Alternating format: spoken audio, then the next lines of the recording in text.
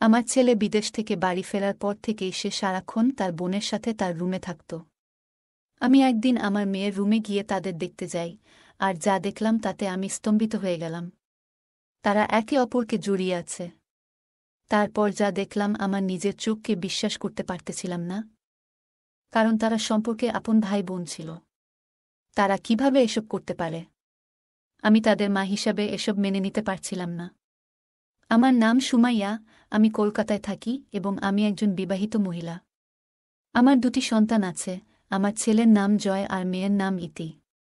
জয় যখন ৮ বছর বয়সে তার বাবা মারা যায়। আমার দুই সন্তানের জন্য আমি আর বিয়ে করিনি। তাদের ভবিষ্যতের কথা চিন্তা করে তাই আমি একাই আমার দুই সন্তানের যত্ন নিয়েছি এবং তাদের সব স্বপ্ন পূরণের চেষ্টা করেছি। আমার পরিশ্রমের ফলে আমার ছেলে ২৩ বছর বয়সে বিদেশে চাকরি পেয়েছে। আমার মেয়ে ইতি তখন মাত্র ১৮ বছর বয়সী। সে অনেক সুন্দর আর অনেক সাহসী। আমার মেয়ে অনেক সুন্দর হওয়ায় আমি তাকে নিয়ে অনেক টেনশনে থাকতাম। অনেক ছেলে তার পিছনে পড়ে থাকত, কিন্তু আমার মেয়েকে আমি অনেক ভালো শিক্ষা দেয়ায় সে এসব এর কোনো পাত্তা দিত না। তাই আমি অনেক খুশি থাকতাম। আমার গল্পগুলো তোমরা শুনো, কিন্তু সাবস্ক্রাইব করো না। দয়া করে গল্পগুলো ভালো লাগলে ভিডিওটি লাইক, শেয়ার এবং চ্যানেলটি সাবস্ক্রাইব করো প্লিজ। আজ ৩ বছর পর আমার ছেলে জয় বিদেশ থেকে দেশে ফিরে এসেছে। জয় আবেগপ্রবণ হয়ে পড়েছে এবং চোখে জল এসে গেছে। আমার মেয়ের বয়স তখন ২১ বছর। জয় চলে আসতেই আমার চোখে জল এসে পড়ল, আর সে বলতে লাগল, আম্মু, দয়া করে আমাকে দরজায় দাঁড় করিয়ে রাখবেন না, আপনি কি এটা শুনতে চান? আমি তখন নিজেকে সামলে নিলাম এবং ছেলের হাত ধরে তাকে ভেতরে নিয়ে এলাম।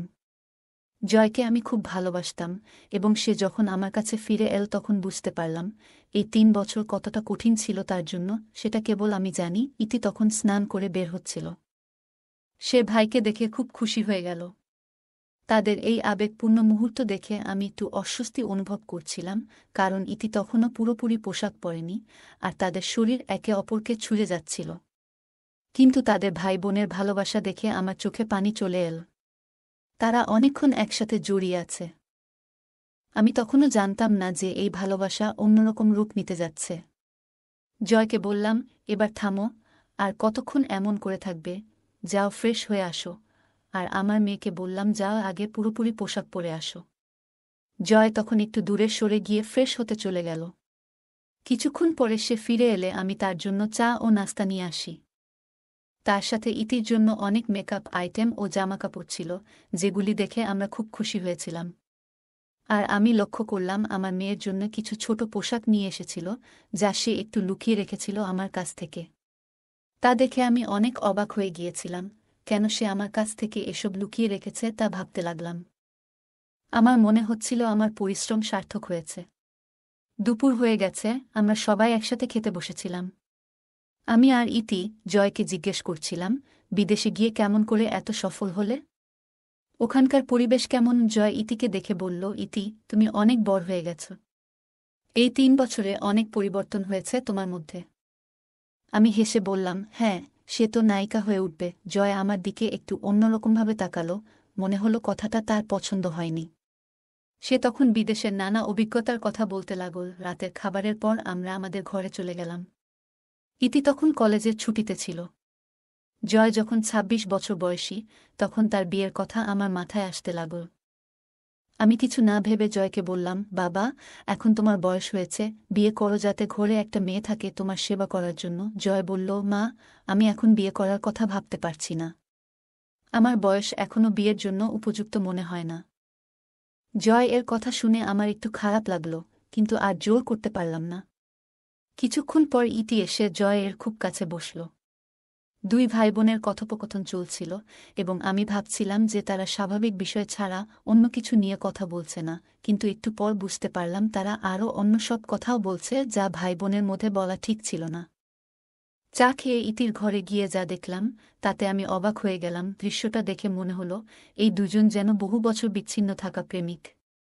এটা দেখে আমি হতবাক হয়ে গেলাম। আমাদের সময়েও ভাইবোনের মধ্যে ভালোবাসা ছিল, কিন্তু এতটা ঘনিষ্ঠতা কখনো দেখিনি। সম্পর্কের মধ্যে একটা সীমা থাকা খুবই গুরুত্বপূর্ণ। জয়কে জড়িয়ে ধরে ইতি প্রায় ৫ মিনিট ধরে চোখ বন্ধ করেছিল। মনে হল এই সম্পর্কটা স্বাভাবিক ভাই বোনের সম্পর্ক নয়। তাদের ভাই বোনের সম্পর্কটা দেখে মনে হল সম্পূর্ণ আলাদা। এটা ঠিক ছিল না। আর আমি মা হিসেবে কিভাবে তাদেরকে মানা করব আমি বুঝতে পারছিলাম না। আমি ইতিকে জয় এর থেকে আলাদা করলাম, কিন্তু তবুও সে জয়কে ছাড়তে চাচ্ছিল না। আমি ভাবলাম ভাইকে দেখে সে হয়তো আবেগে ভেসে গেছে। আমি এসব এড়িয়ে ইতিকে ডাকলাম। তারা দুজনেই একটু দূরে সরে গেল।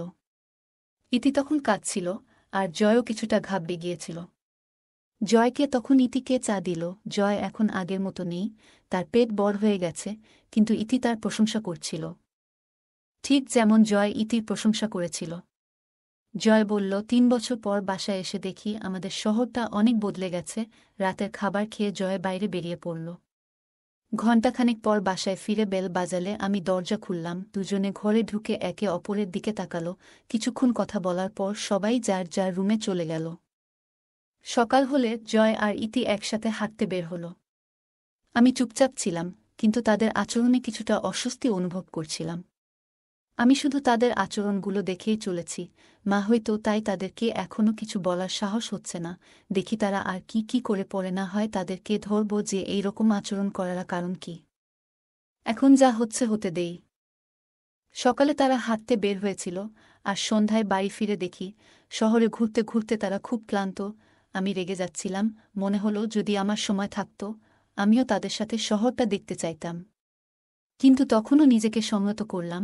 ভাবলাম হয়তো আমার ধারণা ভুল হতে পারে, তাই তাদেরকে আর কিছু বললাম না। কিছুক্ষণের মধ্যে রান্নাঘরে গিয়ে চা বানালাম। রাতে কেউ কিছু খায়নি, বাইরে ছিল। একদিন জয় বলল, সেদিন আমি খুব খারাপ লাগছিল, তাই বাইরে যেতে চাইনি।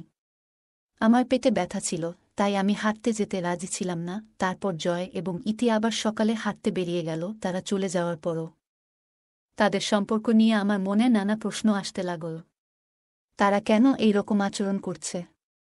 তারা তো সম্পর্কে ভাই বোন হয়। তারা কি তাদের সম্পর্ক ভুলে গেছে? ভাবলাম এই বয়সে ছেলে মেয়েদের বাড়িতে থাকাই উচিত। তখন নিজেকে আটকাতে পারলাম না। জয়কে ডেকে জিজ্ঞেস করলাম, এত সময় লাগছে কেন? জয় বলল, মা, আমরা একটু দূরে বেড়াতে এসেছি। সে আরও বলল, আমরা ২-৩ দিনের জন্য প্ল্যান করেছি। কথাগুলো শুনে আমার মনটা আরও বেশি নার্ভাস হয়ে গেল। আমার ছেলে জয় ৩ বছর বিদেশ থাকার পর ফিরে এসেছে, আবার দূরে যাবে। তারা সম্পর্কের সীমা ভুলে গেছে। আমি যখন ছিলাম তখনও তারা এমন আচরণ করত। তাই এখন দুজনেই একা, তাদের বলার কেউ নেই। এই প্রশ্নগুলো বারবার আমার মনে আসছিল। জয় তার বোনের সাথে অনেক দূরে যাচ্ছে, এটা কেন? তাদের একে অপরকে জড়িয়ে ধরার সেই দৃশ্যটি আমার কাছে অদ্ভুত মনে হয়েছিল। এখন তারা ৩ দিনের জন্য বাইরে যাবে। আমি বুঝতে পারছিলাম না যে আমার ধারণাগুলো ঠিক না ভুল। কিন্তু শীঘ্রই সব পরিষ্কার হয়ে যাবে। ৩ দিন পর তারা দুজনেই বাড়ি ফিরে এল। ইতিকে তখন খুব খুশি দেখাচ্ছিল, যা আমাকে অবাক করেছিল। সে বলল, আজ আমি জীবনে এত খুশি, যা আগে কখনো কল্পনাও করিনি। তার কথা শুনে মনে হলো সে অনেক কিছু শিখেছে, এবং জয় তাকে এত সুখ এবং তৃপ্তি দিয়েছে। আমি বুঝতে পারছিলাম না ইতি কী ধরনের সুখ এবং তৃপ্তির কথা বলছে, যা আমাকে আরও বেশি অস্বস্তিতে ফেলছিল। তার এই পরিবর্তন আমার কাছে খুব অদ্ভুত মনে হচ্ছিল। রাতে আমি ঘুমাতে পারছিলাম না, কারণ তাদের কথা বলার শব্দ শুনতে পাচ্ছিলাম। তাই উঠে ইতির রুমের কাছে গেলাম। ইতি খুব ছোট জামা পরেছিল, যা আগে কখনো দেখিনি। এসবি মনে হয় জয় বিদেশ থেকে নিয়ে এসেছিল। তার ভাই জয়ও সেখানে বসেছিল। তারা দুজনেই একে অপরের দিকে তাকিয়ে কথা বলছিল। আমি দরজায় টোকা দিয়ে বললাম, বাকি কথা কাল সকালে হবে। এখন অনেক দেরি হয়েছে, তোমরা দুজনে নিজ নিজ রুমে গিয়ে ঘুমাও। জয় বলল, মা, আমি কিছুক্ষণের মধ্যে আমার রুমে যাব। রাত ১টার একটু আগে সে আমার রুমে এসে শুয়ে পড়ল। আমি ঘুমাতে পারছিলাম না, তাই উঠে রান্নাঘরে পানি খেতে গেলাম। তখন দেখলাম ইতির রুমের লাইট জ্বলছে। ভাবলাম সে হয়তো সুইচ অফ করতে ভুলে গেছে। লাইট বন্ধ করতে গিয়ে দেখি জয় আর ইতি একে অপরকে জড়িয়ে ধরে দাঁড়িয়ে আছে। এই দৃশ্য দেখে আমি অবাক হয়ে গেলাম। এত রাতে তারা একসাথে কেন এবং এমন ঘনিষ্ঠ অবস্থায় কেন, তা আমার কাছে বোধগম্য হচ্ছিল না। তাকে অন্য ব্যক্তির সাথে ঘনিষ্ঠভাবে দেখলাম, এবং আমার রাগ বাড়তে লাগল। আমি তার কাছে গিয়ে জিজ্ঞাসা করতে চেয়েছিলাম, কিন্তু স্থির করলাম, আগে সবকিছু পরিষ্কারভাবে বুঝে নিই। তাই ধীরে ধীরে ফিরে এসে জানালার কাছে দাঁড়িয়ে তার গোপন কথা জানার চেষ্টা করলাম। কিছুক্ষণ পর জয় তার রুমে চলে গেল। দেখলাম সে ক্লান্ত হয়ে পড়েছে। জানালা দিয়ে উঁকি দিয়ে দেখি ইতিও ক্লান্ত লাগছে এবং বোতলের দিকে তাকিয়ে আছে। এত কিছু দেখার পরও বুঝতে পারছিলাম না এদের মধ্যে আসলে কি হচ্ছে। ঠিক করলাম পরের দিন থেকে রাতের কথাগুলোও শোনার চেষ্টা করব। এক রাতে জয় আর ইতির কথোপকথন আমার কানে এলো। জয় বলছিল, বোন, আমরা যা করছি তা শুধু আমাদের মধ্যে থাকুক। এই কথাগুলো শুনে আমি স্তম্ভিত হয়ে গেলাম। ভাবতে পারছিলাম না আমার সন্তানদের মধ্যে এমন কিছু হতে পারে। পরের বার আরও ভালোভাবে খেয়াল রাখার সিদ্ধান্ত নিলাম। আরেকদিন কীর্তি বলছিল, আমি গর্ভবতী হয়ে গেছি। মাকে কি বলবো শুনে আমি চমকে গেলাম। আমার সন্তানেরা সব সীমা অতিক্রম করেছে, কিন্তু আমার কাছে কোনো প্রমাণ নেই। তাই কিছু না বলে প্রমাণ জোগাড়ের চেষ্টা করলাম। সেই রাত কোনোরকমে কেটে গেল। পরদিন সকালে জয় এর রুমে গেলাম। জয় যখন মর্নিং ওয়াক করতে গেল, আমি তার প্যান্টের পকেট চেক করলাম। তাতে কিছু গর্ভনিরোধক পিল আর একটা প্রেগন্যান্সি কিট ছিল। এসব দেখে বুঝলাম আমার সন্দেহ সঠিক। তারা কিছু ভুল করেছে। যখন তারা হাঁটতে বের হলো এবং বাড়ি ফিরল, আমি জয়কে ডেকে নিলাম। আমার মেয়েও তার সাথে ছিল। আমি জয়কে কানের নিচে থাপ্পড় মারলাম। ইতি ভয় পেয়ে গেল এবং জিজ্ঞাসা করল, মা, এটা কি করছ? ভাইয়ের সাথে এমন আচরণ করা তোমার শোভা পায় না, তুমি অনেক খারাপ করছ। আমি বললাম, তোমরা সীমা ভুলে যা খুশি করছ। আমার কথা শুনে দুজনেই ঘাবড়ে গেল এবং আমার দিকে তাকালো। ওদের বললাম, তোমরা ভান করছ যে কিছুই হয়নি, কিন্তু আমি সব বুঝতে পারছি। এরপর গর্ভধারণ ও জন্মনিয়ন্ত্রণ বড়ি তাদের সামনে রাখলাম। ওদের মুখ ফ্যাকাশে হয়ে গেল। কিছু বলতে যাচ্ছিলাম, তখন ইতি বলল, মা, আপনি যা ভাবছেন তা ঠিক নয়। জয় ভাই আমাকে সাহায্য করছে। কি আর সাহায্য করছে? তোমাকে গর্ভবতী করতে সাহায্য করছে কি? তোমরা তোমাদের সম্পর্ক ভুলে গেছ যে তোমরা আপন ভাই বোন হয়। তোমরা এমনটা কেন করলে? বাইরের মানুষ শুনলে আমাদের সমাজ থেকে বের করে দিবে। আমি অবাক হয়ে জয় এর দিকে তাকালাম। তারপর আমার মেয়ে আবার বলল, মা, কিছুদিন আগে আমি আমার বন্ধুর সাথে বাইরে গিয়েছিলাম। তখন আমাদের কলেজের এক প্রফেসর আমাকে ব্ল্যাকমেল করতে শুরু করেন। তিনি বললেন, আমাকে খুশি করলে 2টো বিষয় পাশ করাবেন। আমি অনেক কষ্টে ছিলাম, তাই আপনাকে জানাতে পারিনি। প্রফেসর প্রতিদিন আমাকে ফোন করতেন এবং খারাপ আচরণ করতেন। আমি বারবার প্রত্যাখ্যান করেও ফাঁদে পড়ে যাই। তাই জয় ভাই আমাকে সাহায্য করছিল। এ কথা শুনে আমি হতবাক হয়ে গেলাম এবং বুঝলাম পরিস্থিতি আসলেই কতটা জটিল। জয় ভাই সবসময় চিন্তাশীল ছিল, তাই আমি তাকে সবকিছু বলেছিলাম। সে আমাকে এই সমস্যাগুলো থেকে বের করে আনতে অনেক সাহায্য করেছিল। বাইরে ঘুরতে যাওয়া আমাদের যাত্রা তার কারণে নয়, বরং এই প্রফেসরের কুকর্মের পরিপ্রেক্ষিতে ঘটেছিল।